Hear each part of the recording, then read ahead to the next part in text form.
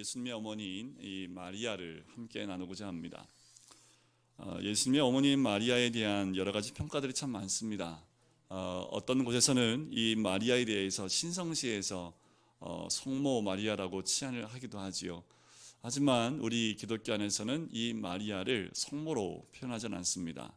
한 인간으로 이야기를 하고 어쩌면 너무 한쪽에서 이 마리아를 신격화했기 때문에 다른 한쪽에서는 너무 마리아를 무시하는 경향이 좀 있긴 해요. 하지만 성경에 나와 있는 이 마리아의 모습을 함께 나누면서 어떻게 예수님이 이 마리아를 통해서 이 땅에 오셨는지 이것은 우리가 꼭 짚어보고, 또한 이 땅에 살고 있는 우리 모두에게도 마리아가 누렸던 그 은혜가 함께 나누어졌으면 좋겠습니다. 오늘 말씀을 1장에 보면 이 마리아가 참 자세히 나옵니다. 다른 복음서에서는 이 오늘 누가복음 1장 26절부터 나오는 이 마리아를 찾아온 가브리엘과의 대화의 이 내용은 적혀 있지 않습니다. 누가 보면 나와 있고요.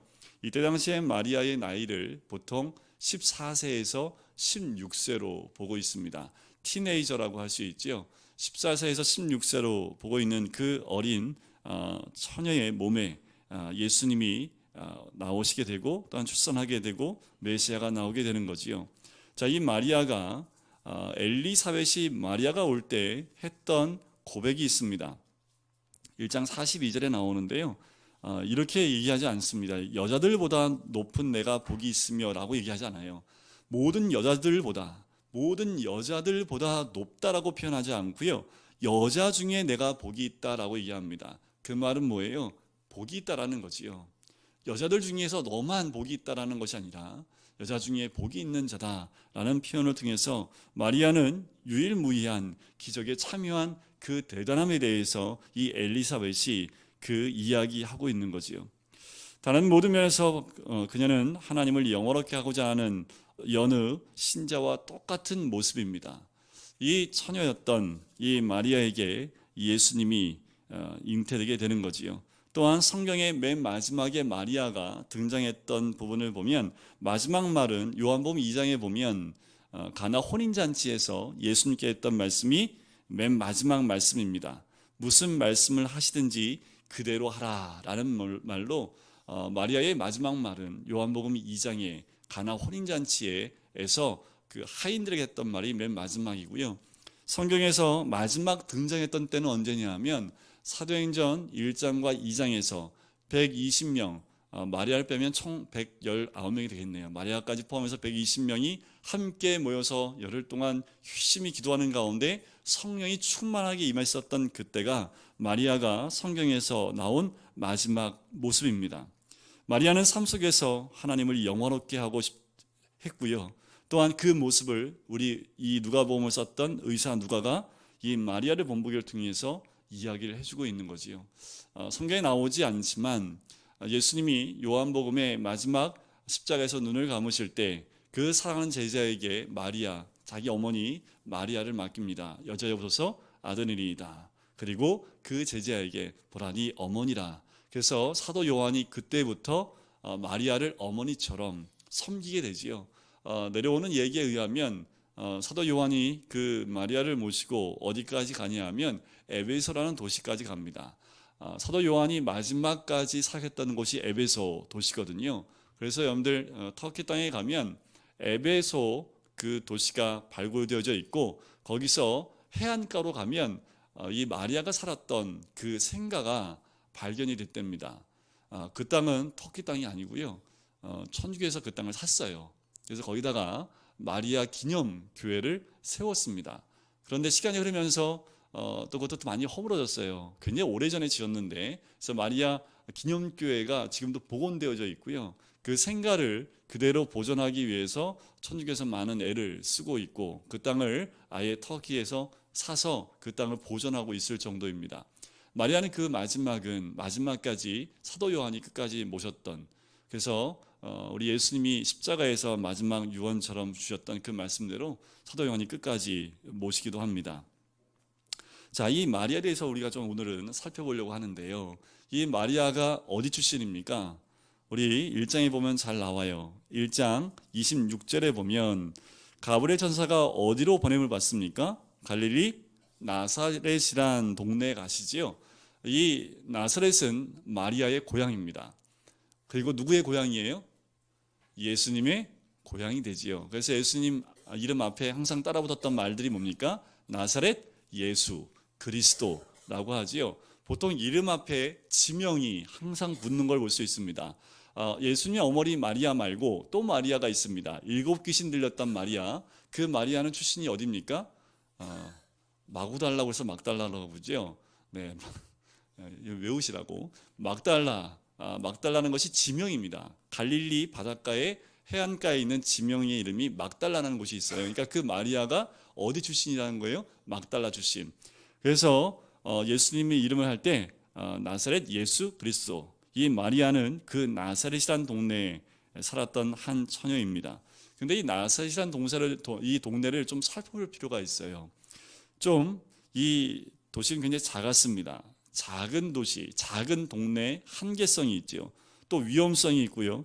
또한 그것에 따르는 또 장점도 있습니다. 왜냐하면 이 나사렛이란 그 동네를 연구하는 연구팀에 의해서 밝혀진 것은 이때 당시에 인구가 약 1만에서 2만 사이가 살았던 조그만 도시, 소도시였다라고 얘기를 해요. 나름대로 활기를 띠는 성이었지만 규모는 굉장히 작았던 시골 도시와 같은 모습을 했던 그 도시가 나사렛이라는 도시입니다.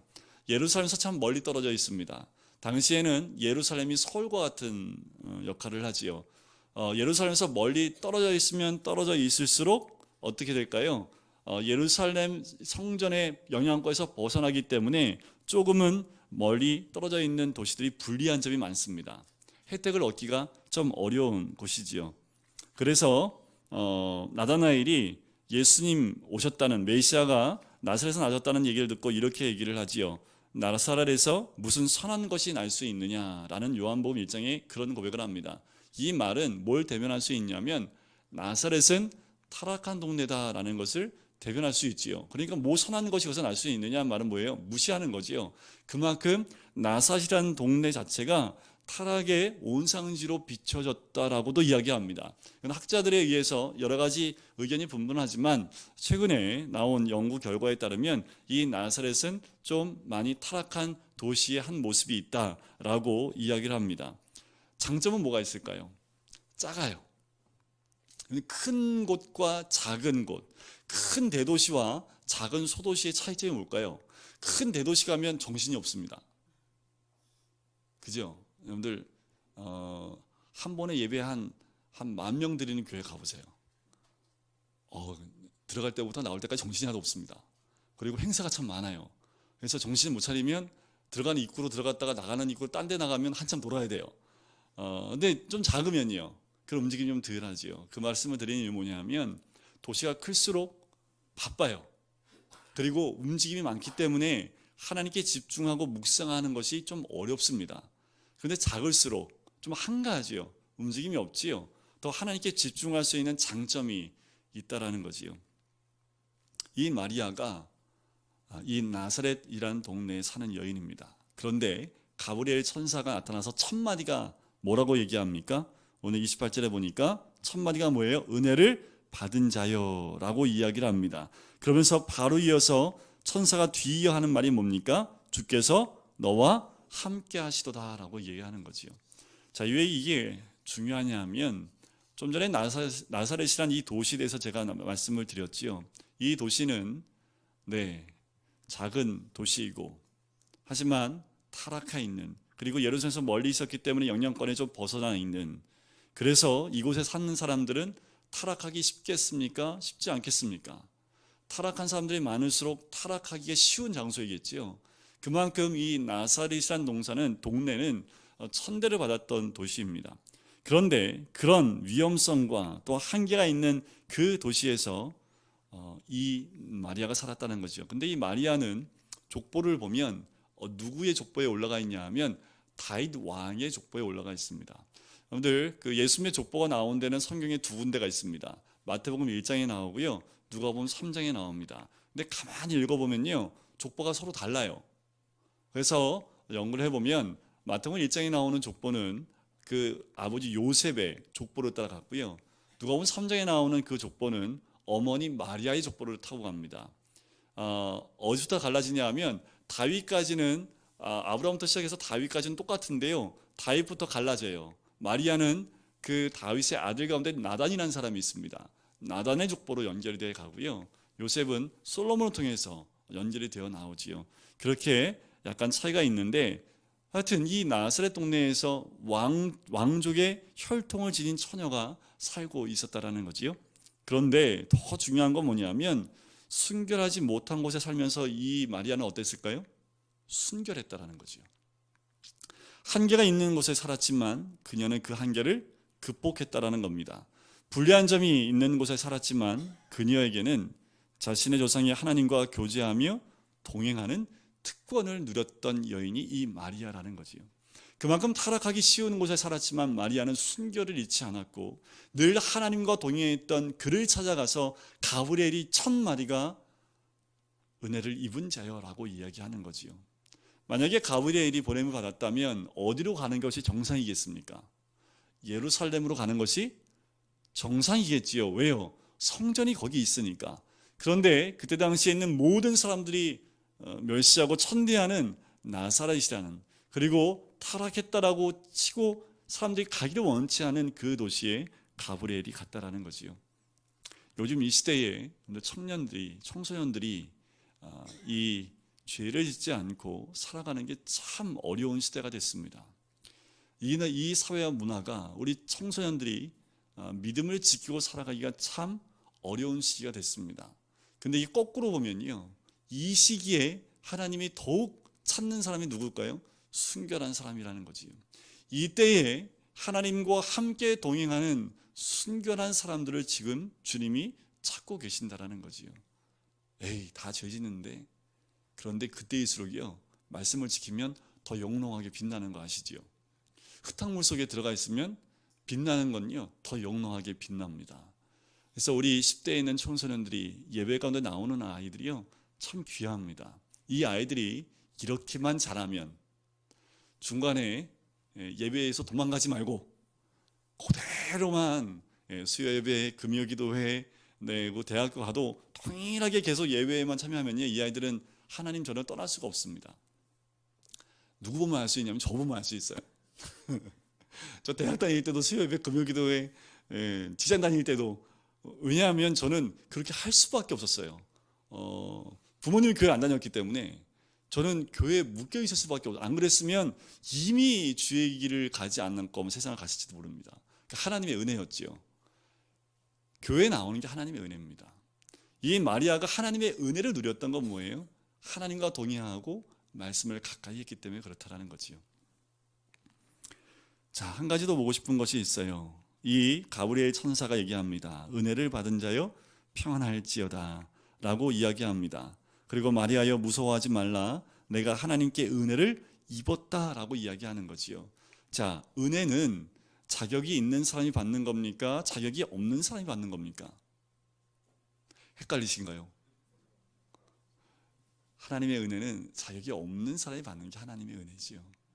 은혜 받을 만해서 은혜 받으면 그 은혜라고 얘기하지 않습니다. 그지요? 자기가 잘했으니까 받은 거니까 상 받은 거지요. 하지만 은혜를 받는 건요, 은혜를 받을 조건이 안 돼요. 그런 자에게 부어지는 것이 하나님의 은혜입니다. 은혜는 자격이 없지만 자신의 필요를 자백하고 믿음으로 그 선물을 받아들이는 사람에게 주시는 하나님의 선물이라는 거지요. 마리아가 이와 같다라는 겁니다. 마리아는 자격이 없지만 그 자신의 필요성을 고백했을 뿐만 아니라 그 선물을 믿음으로 받은 사람이 이 마리아라는 사람이지요.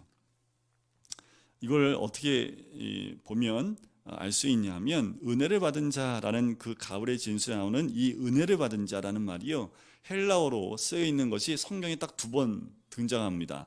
첫 번째가 오늘 이 본문에서 나오는 거고요, 두 번째가 에베소서 1장 6절에 나와요. 똑같은 헬라어의 그 은혜라는 말이 거기에 보면 이렇게 적혀 있습니다. 그가 사랑하신 자 안에서 우리에게 거저 주시는 바 그의 은혜의 영광을 찬송하게 하려는 것이라. 다시 읽어드릴게요. 그가 사랑하시는 자 안에서 우리에게 거저 주시는 바 그의 은혜의 영광을 찬송하게 하려는 것이라. 자, 여기서 그가 사랑하신 자는 누구를 의미하는 걸까요? 마리아만 이야기하는 걸까요? 사도 바울만이요? 아니요, 모든 성도를 다 얘기합니다.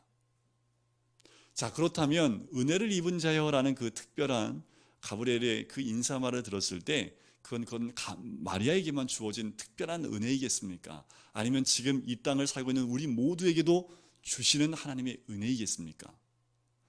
우리 모두에게 주신 하나님의 은혜라는 거지요. 하나님이 우리에게 주신 선물이라는 거지요. 그 선물을 어떻게 하면 받는다고요? 믿음으로 받는 겁니다. 자격이 있어서요? 아니요. 자격은 없지만 우리의 필요를 그 주의 은혜를 구하고 자백하면 그 은혜는 누구한테나 주어지는 은혜라는 거지요. 하나님의 은혜로 은혜를 입었다라는 뜻입니다. 다시 말씀을 드리면 은혜를 받은 자여라는 말은 하나님이 그의 사랑하신 자 안에서 우리를 부요하게 하신다라는 말로 번역이 되기도 합니다. 이 마리아는 굉장히 가난한 처녀였습니다. 그런데 그럼에도 불구하고 가난함에도 불구하고 순종하는데 특별한 시민권이 필요한 것이 아니기에 이 마리아는 늘 하나님 말씀에 순종하는 삶을 살았다는 것을 우리는 말씀 안에서 발견할 수 있어요. 어떻게 알 수 있냐면 누가복음 1장 46절에서 55절까지 말씀을 보면 마리아가 찬양하는 모습이 나와요. 이게 뭐냐 하면 마리아가 천사가 와서 얘기를 해요. 내게 메시아가 날 것이다라는 그 말을 듣습니다. 어떻게 이런 일이 있을 수 있습니까? 그랬더니 내 친족 엘리사벳이 이미 임신한 지 6개월이 됐다라고 얘기를 해요. 그 말을 듣고 천사가 떠나고 난 다음에 마리아가 어떻게 합니까? 곧바로 일어나서 엘리사벳이 있는 그 산골로 갑니다. 이게 약 16km 정도 떨어져 있는 곳이에요. 여러분들 그 아기가 임신하면 그것을 알게 된 때가 보통 몇 주입니까? 한 7주? 딱 알고 병원에 딱 가면 몇 주 지났다고 보통 얘기해요. 7주? 길면 7주, 짧으면 6주에서 8주 그 정도 됐다고 하지요. 그러면 항상 그 의사가 하는 말이 있습니다. 뭐라고 얘기합니까? 네, 많이 움직이지 마시고 안정을 취하셔야 됩니다. 몸을 혹사해도 안 되고 조금 앉아 3개월 될 때까지는 되도록 조심하십시오라는 얘기를 하지요. 우리 마리아는 그 기간에 딱 알았어요. 그런데 바로 일어나서 16km 산골을 따라서 여자가 16km를 혼자 간다고 생각해 보십시오. 그러면 어떨 가능성이 높아요? 유산될 가능성이 굉장히 높지요. 그런데 마리아에게는 무엇이 필요한 겁니까? 하나님의 그 약속이 필요한 거죠. 그래서 바로 그 소식을 듣고 난 다음에 이 엘리사벳을 찾아갑니다. 그리고 엘리사벳이 마리아를 보자마자 했던 찬양이 있고요. 그 말을 딱 듣고 난 다음에 마리아가 답가로 한 것이 46절부터 55절까지의 말씀입니다. 그냥 쭉 읽어보세요. 쭉 읽어보시면 이 내용이 참 특별합니다. 이 찬양은 여러분들 한나 아시나요? 사무엘의 어머니 한나. 그 어머니 한나가 사무엘을 낳고 난 다음에 하나님을 찬양했던 그 찬양과 굉장히 흡사합니다. 이 말씀을 보면요, 이 마리아가 얼마나 말씀을 잘 알고 있는지 그 증거가 나옵니다. 왜냐하면 이 말씀 안에 인용된 말씀들이요 굉장히 많이 나와요. 거기에 보면 시편 말씀들이 주로 인용이 되는데요. 시편 71편, 89편, 98편, 111편, 103편, 107편 이 말씀들, 이 찬양들을 그대로 가지고 옵니다. 제가 어떻게 알았을까요? 주석에 다 이게 나와 있어요. 이 마리아가 주석을 갖고 있었을까요? 마리아가 가난했다는 말씀을 제가 드렸지요. 왜 가난했을까요? 우리 예수님 참 가난했잖아요. 그죠? 부자 아니었거든요. 대를 이었잖아요. 마리아가 가난했기 때문에 성경을, 그때 당시 성경은 이 성경책처럼 이렇게 안 나왔습니다. 두루마리로 갖고 있었는데 당시에 정말 부자가 아니고서는 회당에 가면 두루마리 성경이 이렇게 펴져 있습니다. 여인들은 회당에 들어갈 수 있어요? 없어요? 못 들어갑니다. 그러니까 성경을 가까이 할 수 없어요. 그런데 이 마리아는 성경에 있는 말씀, 구약의 말씀을 뭐하고 있는 거예요? 외우고 있는 거죠. 어떻다라는 걸 알 수 있습니까? 말씀을 사모했고 그 말씀에 순종하려고 했던 이 마리아의 모습을 그래서 입만 벌리면 뭐가 나와요? 시편이 그냥 술술술 나오는 거지요. 근데 6월 달에 뭐가 있을까요? 우리 교회에 성경 암송대가 있습니다. 이 마리아는 평상시에 말씀을 늘 가까이 했다라는 것을 알 수가 있는 거지요. 이 말씀을 가까이 하니 하나님 은혜가 넘쳐날 수밖에 없는 거지요. 은혜는 사람을 변화시킵니다. 구약에 있는 인물 중에 특별히 그 은혜를 크게 누렸던 한 사람이 있어요. 그게 누굴까요? 간교했던 야곱입니다. 결국 그 야곱은 하나님의 은혜를 입고 어떻게 돼요? 12지파의 조상이 되는 만큼 변화가 됩니다. 기드온은요, 아주 겁쟁이였는데 그가 뭐가 돼요? 하나님의 은혜를 받으니까 승리의 용사가 됩니다. 또한 미망이 된 모압 여인은 하나님의 은혜를 받으니까 다윗 왕조에 올라가는데 다윗 왕의 증조 할머니가 됩니다. 그리고 예수님의 조상으로 올라가게 되지요. 신약에 넘어오면 그 은혜를 가장 크게 입었던 사람이 누구냐 하면 바울입니다. 고집불통이었던 다수의 사람 바울은 정말 최고의 선교사로 바뀌게 되지요. 하나님의 은혜는 사람을 이렇게 바꾸는 능력이 있습니다. 우리의 삶 가운데 하나님의 은혜가 떨어지면 어떻게 될까요? 참 믿는 사람들이 하나님의 은혜가 떨어지게 되면 그 마음이 굉장히 퍽퍽해집니다. 그 마음이요, 이렇게 표현하면 딱 맞을 것 같아요. 쩍쩍 갈라집니다. 쩍쩍 갈라진 노는요, 비가 웬만큼 오지 않고서는요, 다시 그 기능을 회복할 수가 없습니다. 그래서 여러분들 기도할 때마다 하나님의 은혜를 구하셔야 됩니다. 우리가 가브리엘이 나타나서 우리에게 은혜를 입은 자요, 이런 말을 안 들어도 전 그냥 하나님, 그 가을 천사도 필요 없고 그냥 하나님 오늘 살만한 은혜를 오늘 아침부터 저녁까지 좀 부어달라는 그 은혜가 아니면 오늘 우리가 이 장소에 앉아 있을 수도 없겠지요. 우리가 기도할 때마다 간구해야 될 기도가 거기 있습니다. 왜요? 그 은혜가 아니면 우리가 변화될 수 없기 때문에 그렇습니다. 마리아가 이 천사를 통해서 이야기를 듣습니다. 무슨 이야기를 들어요? 아들을 낳을 것이다 라고 이야기를 하지요. 자, 그때 그 마리아가 뭐라고 고백을 합니까? 주의 여종이오니 말씀대로 내게 이루어지이다 라고 이야기를 합니다. 자, 이 말은 굉장히 은혜가 있는 말이지만 굉장한 결단의 말입니다. 자, 내게 아들이 있을 것이다, 내가 잉태할 것이다 라고 얘기했을 때 보통 사가랴는 뭐라고 얘기했었습니까? 내가 이것을 어떻게 알리오 라고 했지요. 그런데 이 마리아는 어찌 이 일이 있으리까 라고 이야기를 합니다. 자, 이 말은 결혼하지 않은 처녀가 어떻게 아들을 낳을 수 있겠습니까? 라는 거지요. 지금도 이 질문을 하는 사람들이 참 많아요. 그래서 안 믿어요. 처녀한테서 예수님이 낳았다는 말을 안 믿어요.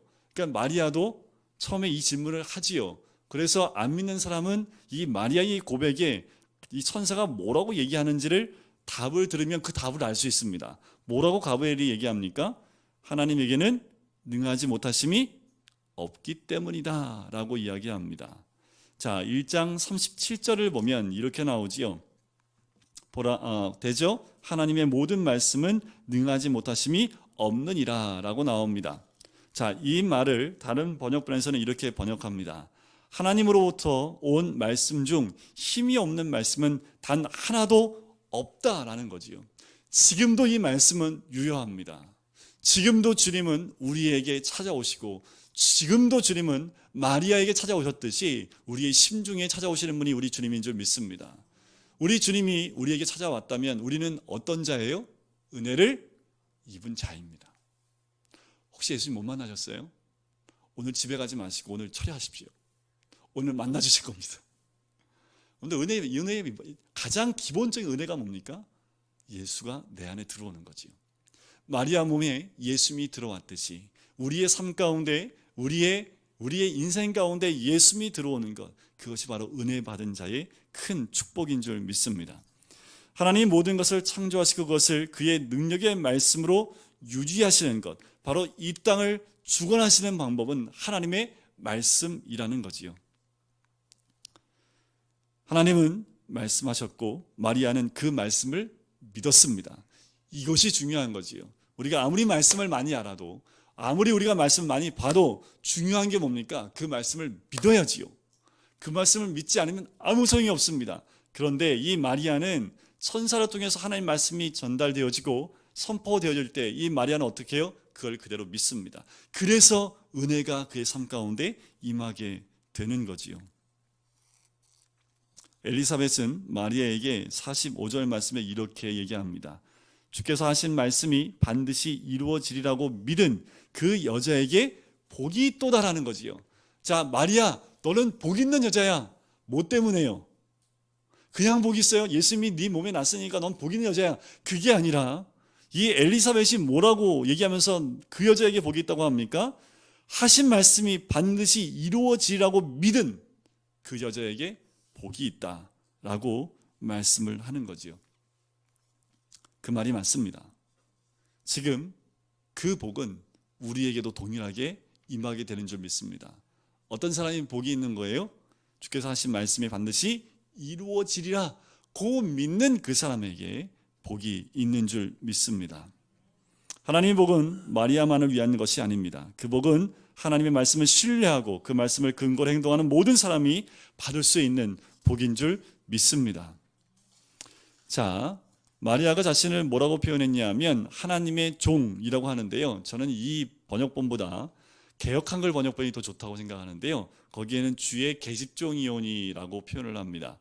자, 그 말은요. 하녀는 이 여기서 나오는 그 계집종이라는 말은요. 여종 중에서도 가장 지위가 낮은 자를 칭했던 말, 그것이 여기서 나오는 하나님의 종, 주의 계집종이라는 뜻입니다. 자, 이 표현은요. 룻이 보아스에게 했던 표현과 같습니다. 그리고 한나가 기도했던 것을 떠올렸을 때 그때 했던 고백과도 마찬가지라는 거지요. 그런데 이 고백하는 게요. 결코 쉬운 거 아닙니다. 자, 그때 당시에 상황을 보면요. 이때 당시에 지금 이 마리아와 그 남편 요셉이 어떠한 상태예요? 자, 우리가 옛날에 우리나라에서도요. 결혼하는데 세 단계가 있었습니다. 제가 말씀드려 볼게요. 지금은 다 생략하고 그냥 결혼만 하거든요. 첫 번째 단계가 뭘까요? 너 딸이지, 나 아들이지. 너 크면 너 딸 줄래? 그거 뭐예요? 그냥 부모끼리. 네, 전에 있던 교회에서 한 집사님이 우리 막내딸을 달라고 그렇게 말씀하신, 뭘 보고 달라고 하시는지 모르겠는데 나 아들이 있으니까 딸 달라고 지금도 가끔 연락이 하시면 내 며느리 잘 자라고 있냐고. 근데 이 결혼은 법적 효력이 있어요, 없어요? 없습니다.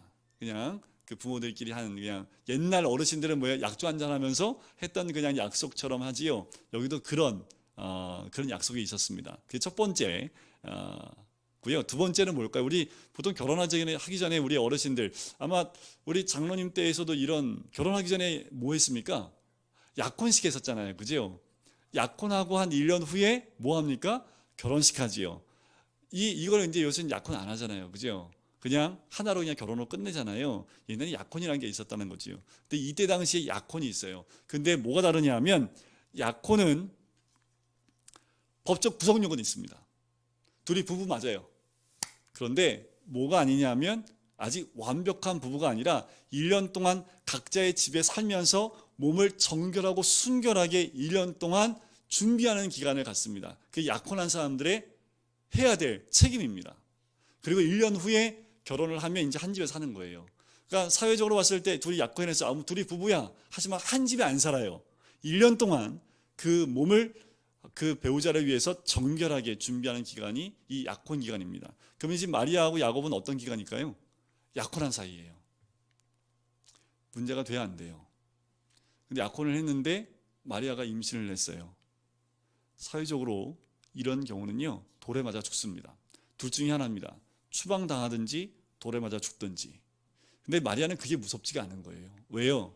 자기가 주의 말씀대로 이루어지리다 라고, 주의 종입니다, 그 말씀대로 이루어집니다 라는 고백과 함께 자기는 죽을 수 있다는 것을 알고 고백을 하는 거죠. 이것을 통해서 내가 죽을 수도 있다는 것을 고백하는 이 고백입니다. 그러면 이게 누구의 고백과 맞냐면 죽으면 죽으리다, 그 말씀과 똑같은 거지요. 그런데 더 나아가서요, 이 마리아가 임신하는 것을 요셉이 보호할 수도 있습니다. 자, 이게 문제가 된 게 뭐냐면 나중에 이 유대 사회에서요, 예수님은 사생아로 찍히게 돼요. 성경에 보면 그 말들이 나와요.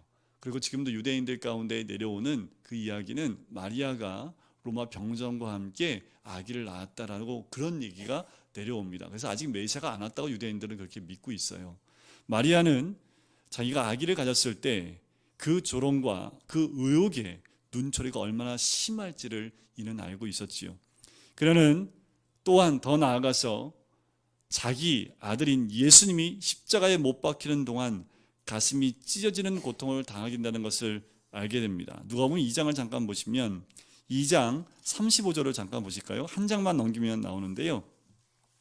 2장 35절에 시므온이라는 사람이 성전에서 예수님, 어린 아기인 예수님을 보면서 했던 그 찬양과 함께 마리아한테 하신 한 그 예언입니다. 또 칼이 내 마음을 찌르듯 하리니 이는 여러 사람의 마음의 생각을 드러내려 함이니라. 자, 여기서 이 칼은요, 구약에 나오는 골리앗의 칼을 의미합니다.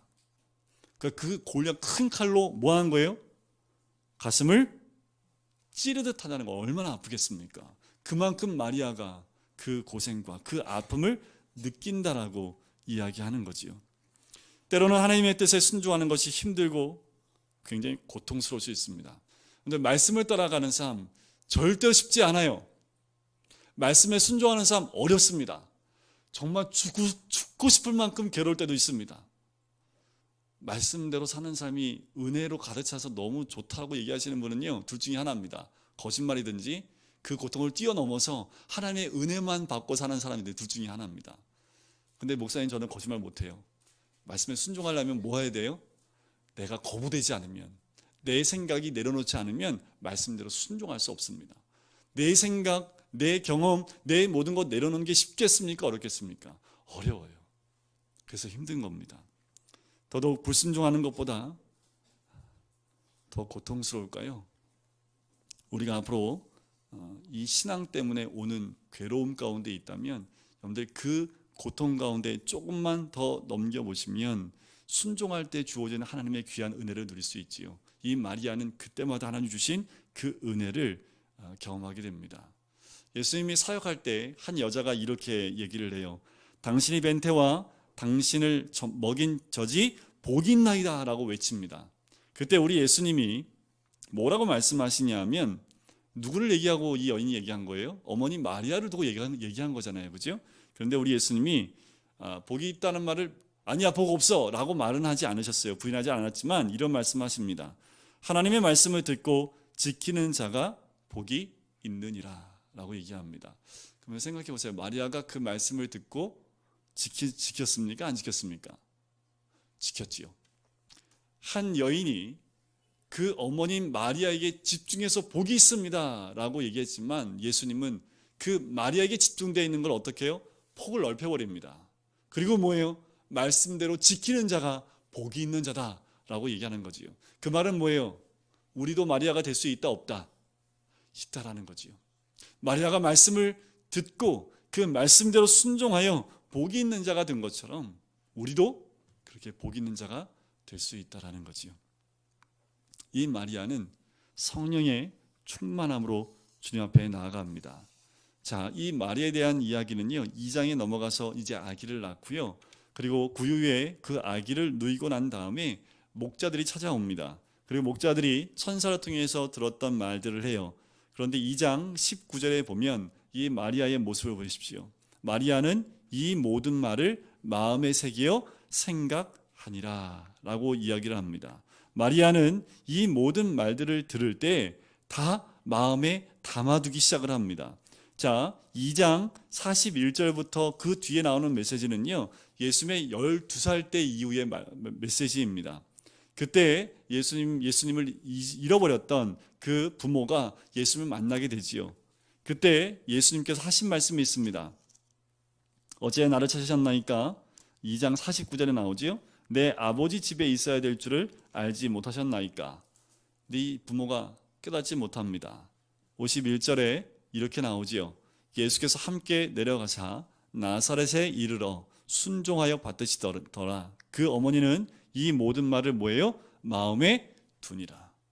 아버지 요셉은 없습니다. 근데 마리아는 그 마음에 그 이야기를 다 담아두고 있다라는 거지요. 그 말은 뭡니까? 말씀을 담아두기 시작을 합니다. 그럼에도 불구하고 중간에 보면 마리아가 예수님을 잡으러 가요. 찾으러 가요.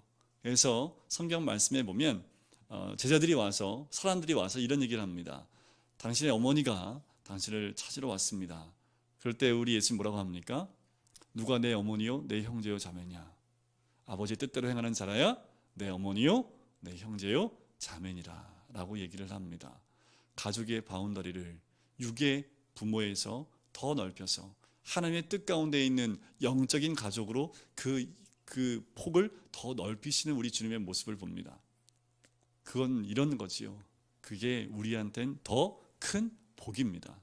어쩌면 우리를 통해서 하나님이 우리가 다 마리아가 될 수 있고 우리가 모두 예수님의 형제요 자매가 될 수 있는 그 폭을 넓혀주신 거지요. 어떻게 하는 자요? 하나님의 말씀대로 그 뜻대로 행하는 자가 내 어머니가 되고 형제가 되고 자매가 된다라는 거지요. 그래서 우리는 무슨 공동체라고 합니까? 영적 공동체. 주님 안에서 형제와 자매가 되고 어머니가 되는 그 관계가 우리의 관계가 되는 거지요. 결국 마리아는 예수님이 십자가에 죽는 그 자리까지 가지요. 예수님이 죽는 그 자리에 가서 그 아들의 그 고통을 보면서 마음이 찢어지는 그 고통을 느낍니다. 결국 예수님의 부활을 봤고요. 그리고 사도행전 2장에 가면 마가다라 방에 성령이 임하는 사건을 경험하게 됩니다. 그리고 이 마리아는 더 이상 성경에서 등장하지 않지만 그 마리아는 성령에 충만해서 예수님을 하나님의 아들로 고백하고 또한 믿음의 삶을 살아갔고 그리고 사도 요한과 함께 믿음의 여행을 떠났던 한 여인인 마리아가 되게 됩니다. 이 마리아에 대해서 우리가 짧게 봤지만 그 마리아를 통해서 나온 예수님, 하지만 그 마리아는 예수님을 품었기 때문에 그렇기 때문에 위대한 사람이 된 것이 아니라 예수님을 낳을 수 있는 믿음의 고백, 말씀으로 나아갔기 때문에 마리아는 지금도 우리에게 말씀을 따라가는 삶이 얼마나 귀중한지를 알려주게 되는 거지요. 그래서 오늘도 우리 마리아처럼 그런 삶을 살기를 원합니다. 말씀대로. 그래서 우리 안에 예수님이 태어날 수 있도록 또한 우리를 통해서 메시아가 이 땅 가운데 태어나 많은 자를 구원할 수 있도록 그렇게 했던 것처럼 우리를 통해서 우리가 있는 가정에 예수님이 탄생하시고요. 우리가 일하는 일터 가운데 예수님이 탄생하시고요. 내가 만나는 그 친구들 사이에서 나를 통해서 예수님이 태어나시면 그럼 우리는 참다운 복된 자가 될 줄 믿습니다. 어디에 있든지 이 마리아처럼 말씀에 순종하시는 우리 모든 성도님 되시기를 주님으로 간절히 축원드립니다. 기도하실까요?